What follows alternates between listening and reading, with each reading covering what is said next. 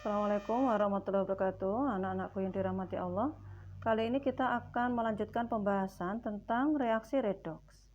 Reaksi redoks ada beberapa jenis, yaitu yang pertama reaksi redoks biasa, yang kedua adalah reaksi disproporsionasi, yang ketiga adalah reaksi konproporsionasi. Sekilas kita mereview dulu apa yang disebut dengan reaksi redoks menurut teori bilangan oksidasi. Reaksi redoks dikatakan suatu reaksi redoks jika bilangan oksidasinya antara ruas kiri dengan ruas kanan itu berubah. Kalau naik biloknya berarti reaksi oksidasi, kalau turun berarti reaksi reduksi. Tetapi jika bilangan oksidasi antara ruas kiri dan ruas kanan itu tetap, maka bukan reaksi redoks.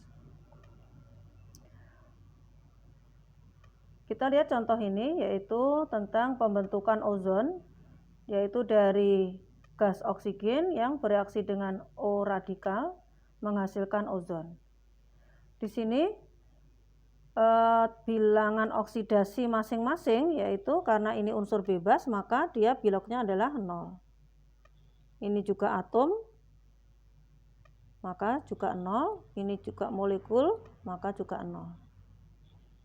Berarti kalian harus tetap mengingat tentang aturan bilangan oksidasi, yaitu yang pertama adalah bilok unsur bebas sama dengan 0. Yang kedua adalah bilok logam golongan 1A dalam senyawa sama dengan +1. Logam golongan 2A dalam senyawa sama dengan +2. Total bilok sama dengan 0. Bilok ion sama dengan muatannya. Bilok H sama dengan +1, bilok O sama dengan -2. Biner dalam senyawa golongan 7A adalah -1. Ya. Nah, karena ini kita bandingkan sekarang antara ruas kiri dengan ruas kanan, ternyata biloknya tetap. Kalau tetap tadi berarti dia bukan reaksi redoks. Di ruas kiri dan ruas kanan biloknya adalah tetap. Nah, jika tetap maka reaksi itu tadi bukan termasuk reaksi redoks. Nah, kalau bukan reaksi redoks terus reaksi apa? Sangat banyak anak-anak jenisnya, ada reaksi pembentukan, ada reaksi penguraian, ada reaksi penggaraman atau netralisasi, ada reaksi metatesis dan seterusnya, banyak sekali ya. Nah, sekarang kita membahas yang jenis reaksi redoks yang pertama, yaitu reaksi redoks biasa. Berarti kita harus menuliskan dulu bilok masing-masing. Sambil Ibu ungkapkan triknya ya. Di sini di ruas kiri ada SO4 ya. Di ruas kanan itu juga ada SO4. Berarti biloknya antara ruas kiri dengan ruas kanan untuk SO4 itu sama. Terus untuk yang Cu, oh ya, SO4 tolong diingat dia always ya, selalu muatannya -2 atau 2-. Karena total bilok dalam senyawa sama dengan 0, berarti Cu nah Cu bermuatan ditambah -2 sama dengan 0, berarti Cu-nya berapa biloknya? Biloknya sama dengan +2 gitu ya. Loh Bu, koefisiennya digunakan apa enggak? Tidak, untuk sementara koefisiennya tidak digunakan ya. Tapi nanti ketika kalian membahas tentang bab elektrokimia, redoks dan elektrokimia, nanti akan ada penggunaan dari koefisien ini. Jadi ini kita eliminir dulu ya. Jadi bilok dari Cu di ruas kiri adalah +2. Kemudian berikutnya Ki. K golongan 1 biloknya selalu sama dengan +1. I golongan 7 biner, ini kan biner ya, ada K ada I, ada 2 jenis berarti sama dengan -1. Totalnya harus 0. Sudah betul ya, sudah 0. Kemudian ini juga sama. Untuk ini I adalah biner, biloknya -1. Kemudian CU-nya berapa supaya nanti totalnya 0? Berarti CU-nya sama dengan +1. Ini biloknya CU. I2 molekul unsur, yaitu unsur bebas, berarti dia 0. Untuk K di sini adalah +1. Ya. Tidak usah kita operasikan lagi karena SO4 di sini sudah sama dengan ruas kiri, berarti untuk mempersingkat langkah nggak usah kita lanjutkan prosesnya. Kemudian kita bandingkan, ruas kiri ada CU dengan bilok +2, ruas kanan ada +1. Berarti, nah bagaimana ini biloknya? Biloknya turun. Kalau biloknya turun berarti dia reaksi reduksi. Kalau dia reaksi reduksi berarti zat ini sebagai oksidator, CuSO4. Ya. Hasil reduksi itu adalah yang sebelah kanan, CuI. Kemudian kita lanjutkan pembandingan kita. Untuk K tadi sudah sama ruas kiri dan kanan. Kalau golongan 1, golongan 2 itu selalu sama ya. Kemudian I-nya. I-nya adalah di ruas kiri -1, ruas kanannya 0. Berarti biloknya gimana itu? Biloknya naik. Kalau biloknya naik berarti reaksi oksidasi. Kalau reaksi oksidasi berarti dia sebagai reduktor. Hasilnya adalah yang ruas kanan, berarti I2. Inilah contoh dari reaksi redoks biasa. Sekarang kita lanjutkan dengan reaksi disproporsionasi. Disproporsionasi, Ibu kasih contohnya ini saya ganti aja. Nama lainnya adalah autoredoks.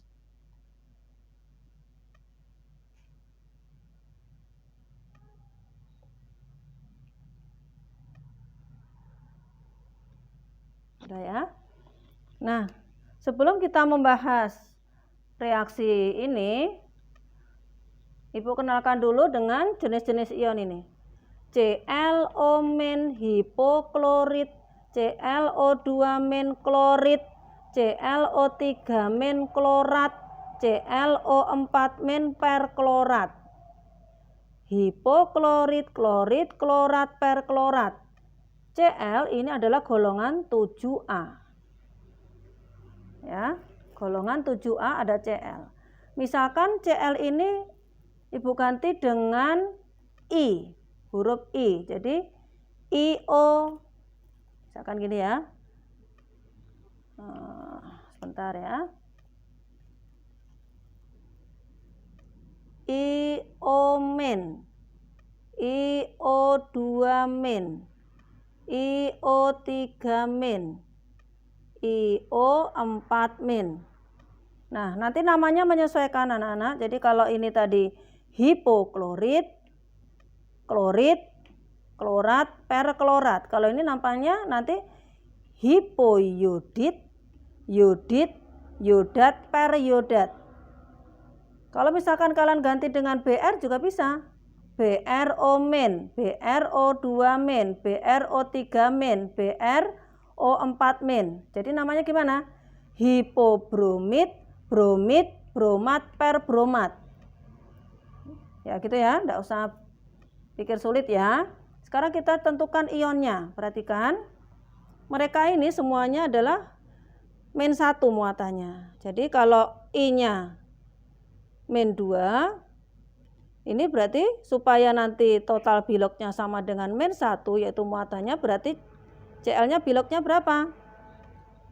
Tinggal pindah ruas. Ya, kita ngijir sini ya.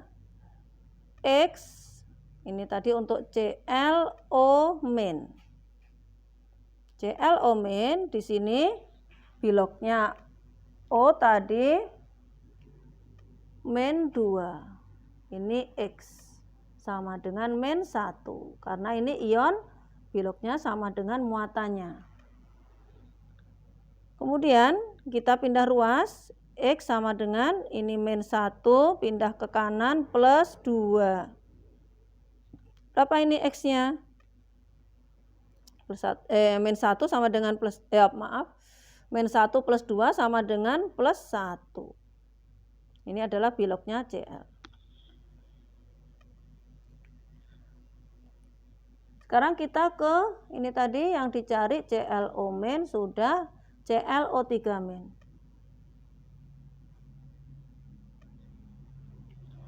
Sama kayak tadi, Cl-nya X, O-nya min 2. Min 2 kali 3 min 6.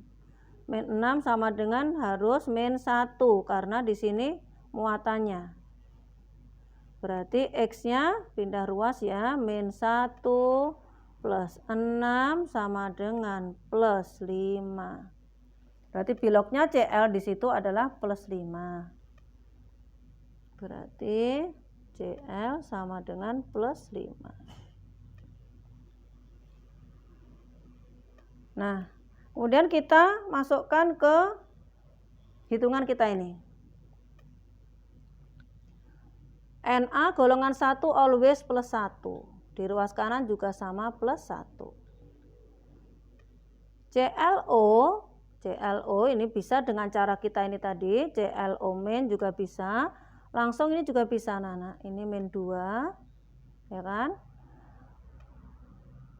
Totalnya harus 0. Nah, berarti X-nya berapa? X-nya itu kan punyanya Cl, yaitu pindah ruas ya, min 1 plus 2, berarti sama dengan plus 1. Berarti Cl-nya sama dengan plus 1. Caranya sama, boleh seperti ini tadi. Ini tadi ya, Cl-nya plus 1, boleh dengan cara yang itu. Ini Cl-nya di sini biner, yaitu min 1. Nah, ini tadi kenapa kok Cl-nya kok enggak min 1? Lah yang ini bukan biner, yang ini adalah ada Na, ada Cl, ada O, berarti ada lebih dari 2 jenis. Kalau ini kan cuma 2 jenis aja, Na dan Cl ya. Kemudian ini Na juga always plus 1, golongan 1A. Kemudian Cl tadi sudah kita hitung dengan cara ini, atau seperti ini juga bisa, min 2. Min 2 kali 3 min 6. Ini tetap ya, sama dengan 0. Berarti X-nya berapa? Ya, X-nya sama dengan plus 5. Plus 5. Ya. Nah, kemudian kita bandingkan antara ruas kiri dan ruas kanan. Untuk Na sama semua ya. Untuk Cl di sini plus 1, di sana ada min 1. Berarti kita lihat dulu polanya. Ding ke sini.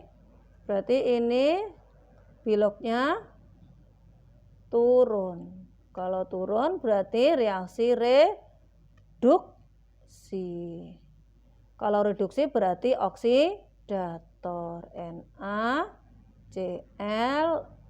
oksidator. Hasil reduksinya NaCl. Kemudian di sini ada Cl lagi. Yang ini yang Cl yang sama itu tadi, tapi di sini dia mengalami ke sana, mengalami biloknya naik, berarti oksidasi. Bilok naik. Nah, berarti reduktornya yang mana? Reduktornya tetap sama. NaClO. Hasil oksidasinya beda. Siapa hasil oksidasinya? Yaitu NaClO3. Nah, berarti bagaimana anak-anak kesimpulannya? Untuk reaksi disproporsionasi atau autoredok, yaitu zat oksidator dan zat reduktornya sama. Kemudian yang berikutnya adalah konproporsionasi. Apa itu konproporsionasi? Nah, kita lanjutkan. Ini contohnya ya. Mg unsur bebas sama dengan 0. Tapi kalau misalkan ada senyawa sini misalkan Ibu tuliskan Mg SO4 gitu. Nah, di sini Mg-nya dalam senyawa berarti dia plus 2. Kenapa plus 2? Karena dia golongan 2A. Dalam senyawanya golongan 2A nilainya plus 2. Dalam senyawanya golongan 1A plus 1. Kemudian ini unsur bebas 0. Nah, ini adalah senyawa. Mg dalam senyawa tadi plus 2, O-nya min 2. Kita cek, sudah 0, berarti betul. Nah, kemudian kita lihat kecenderungannya. Dari 0 ke plus 2, berarti biloknya naik. Kalau biloknya naik, berarti reaksi oksidasi. Kalau reaksi oksidasi berarti dia sebagai reduktor. Hasil oksidasinya berarti siapa? MgO. Sekarang sebentar. Yang ini dari O2 nilainya 0 menuju ke O2 nilainya min 2, berarti biloknya turun. Kalau turun reaksi reduksi. Kalau reduksi berarti oksidator. Hasil reduksinya adalah MgO juga. Nah, itulah konproporsionasi. Berarti kesimpulannya apa? Yaitu hasil reduksi dan hasil oksidasi zatnya sama, personnya sama, spesiesnya sama ya.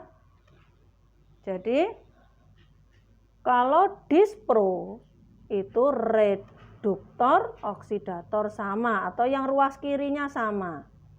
Kalau dispro ya. Tapi kalau konpro yang ruas kanannya yang sama. Kalau misalkan Ibu gambarkan bagannya ya. Kalau ini misalkan ruas kiri Ibu gambarkan kotak, dia berubah menjadi ruas kanan dan ruas kanan. Nah, ini sama ini. Ini adalah sebagai reduktor, juga sebagai oksidator. Nah, sekarang kalau yang konpro, misalkan ruas kiri ini ya, kotak ditambah kotak jadinya segitiga. Ini adalah hasilnya antara reaksi reduksi dan oksidasinya sama gitu ya. Beginilah anak-anak cara kita membedakan mana yang berupa reaksi redoks biasa, mana yang autoredok atau disproporsionasi, ataupun reaksi redoks konproporsionasi ataupun bukan redoks. Alhamdulillah bisa.